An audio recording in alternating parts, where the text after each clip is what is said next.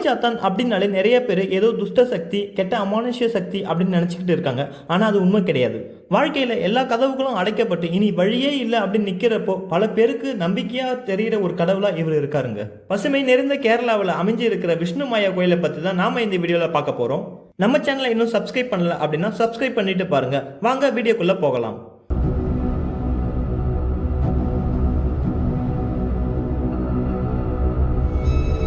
கேரளாவுக்கு வரணும் அப்படின்னா பல ஆயிரம் செலவு பண்ணணுன்ற அவசியம்லாம் இல்லைங்க. ட்ரெயினில் ஏறினாலே நமக்கு ரொம்ப செலவு கம்மி தான். அதனால ட்ரெயின் பார்த்து தான் நாங்கள் சூஸ் பண்ணியிருந்தோம். நீங்கள் எங்கே இருந்தாலும் கோயம்புத்தூர் வந்துட்டு கோயம்புத்தூர்லேருந்து மங்களூர் போகிற ட்ரெயினில் ஏறுங்க.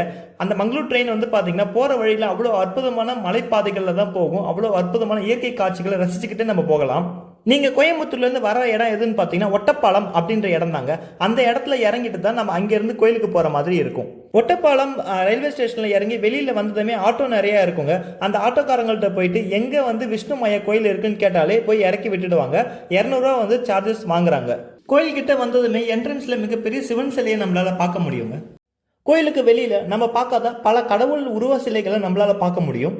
இந்த கோயிலோட தோற்றங்களும் சரி, அங்கே இருக்கிற சாமி உருவங்களும் சரி, நம்ம பார்க்காத ரொம்ப வித்தியாசமான முறையில் இருக்குதுங்க. இந்த கோயிலுக்கு போனாக்கா பல தீராத சொத்து பிரச்சனைகள், பில்லி சூனியம், கெட்ட சக்திகளோட நடமாட்டம் இதெல்லாம் அதிகமாக இருந்தது அப்படின்னா அதை அழிக்கிறதுக்கு இந்த கோயில் ரொம்ப ஃபேமஸாக இருக்குது. பிஸ்னஸில் பெரிய லாஸ் ஆகிடுச்சு, கல்யாண தடையாக இருக்குது, குழந்தை பாக்கியம் வேணும் அப்படின்னாலும் சரி, இந்த மாதிரியான எல்லா பிரச்சனைகளுக்கும் இந்த கோயிலுக்கு வந்தால் வழி கிடைக்கும் அப்படின்னு மக்கள் ரொம்ப நம்புகிறாங்க. இந்த கோயிலில் ஞாயிற்றுக்கிழமையிலையும் வெள்ளிக்கிழமையிலையும் வந்து மிகப்பெரிய அளவில் பூஜை பண்ணுறாங்க. ஒரு 4-5 முறை வந்து பூஜை பண்ணிட்டு இருப்பாங்க. அந்த பூஜைகள் எல்லாமே பார்க்குறப்ப ரொம்ப வித்தியாசமாகவே இருக்கும். அந்த பூஜைகள் எல்லாத்தையும் பண்ணி முடிச்சுட்டு ஒருத்தர் வந்து பிரச்சனை சொல்கிறப்பவும் அந்த பிரச்சனைக்கு குறி சொல்கிறாங்க. அந்த குறி சொல்கிற விதத்தை பார்க்குறப்போ ரொம்ப பயங்கரமாகவே இருக்குங்க. அந்த குறி சொல்கிறப்போ சாமியே வந்து நமக்கு வந்து குறி சொல்கிறது அப்படின்ட்டு மக்கள் ரொம்ப நம்பிக்கையோடு இந்த கோயிலுக்கு வந்துக்கிட்டு இருக்காங்க. விஷ்ணுமாயா இந்த கடவுளோட பெயர் நமக்கு புதுசாக இருக்கலாம். ஆனால் இவர் சிவபெருமானுக்கும் பார்வதி அவர்கள் கூலியவக அவதாரத்தில் இருந்தப்போ பிறந்தவர் தான் இந்த விஷ்ணுமாயா. இந்த விஷ்ணுமாயா கோயிலில் பல குட்டிச்சாத்தான் சாமிகளை நம்மளால் பார்க்க முடியும். இந்த விஷ்ணுமாயா சாமிக்கு 390 குட்டிச்சாத்தான் படை வீரர்கள் இருக்கிறதா சொல்கிறாங்க. இந்த குட்டிச்சாத்தான் விஷ்ணுமாயாவால் உருவாக்கப்பட்ட அதிபயங்கர ஒரு சக்தி தாங்க.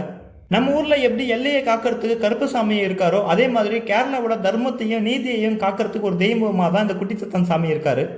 நம்ம செய்யாத தப்புக்கு துரோகம் பண்ணியிருந்தாலோ செய்வினை செஞ்சிருந்தாலோ கெட்ட சக்திகளை துரத்தி அடிச்சு நீதியை உடனே பெற்றுத்தரதா இங்கே வர மக்கள் வந்து நம்பிட்டு இருக்காங்க. ஒரு வித்தியாசமான வழிபாடு, குறி சொல்லி குறைய தீர்க்கிற ஒரு கோயிலை அது நம்பப்படுது.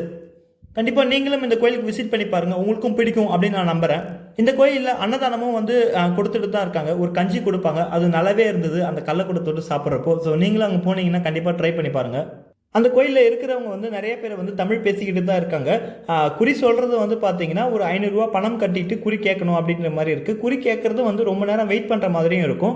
குறி சொல்கிறவர் வந்து தமிழில் பேசல, அவர் வந்து மலையாளத்தில் தான் பேசினார். அதனால் வந்து நமக்கு வந்து கம்யூனிகேட் பண்ணுறதுக்கு கொஞ்சம் டிலே ஆகலாம் அப்படின்னு நான் நினைக்கிறேன். அவ்வளோதான் ஃப்ரெண்ட்ஸ் இந்த வீடியோவில் வந்து குட்டிச்சாத்தானை பற்றி தெரிஞ்சிருப்பீங்க, விஷ்ணுமாயா சாமியோட சக்தியை பற்றி தெரிஞ்சிருப்பீங்க. அதே மாதிரி குட்டிச்சாத்தான் அப்படின்றவர் வந்து ஒரு நல்ல சக்தி தான், கெட்ட சக்தின்னு நினைக்காதீங்க. இந்த வீடியோ பிடிச்சினா லைக் பண்ணுங்கள், உங்கள் ஃப்ரெண்ட்ஸ் அண்ட் ஃபேமிலிக்கு இந்த வீடியோ ஷேர் பண்ணுங்கள், மறக்காமல் நம்ம சேனலை சப்ஸ்கிரைப் பண்ணுங்கள். தேங்க்யூ.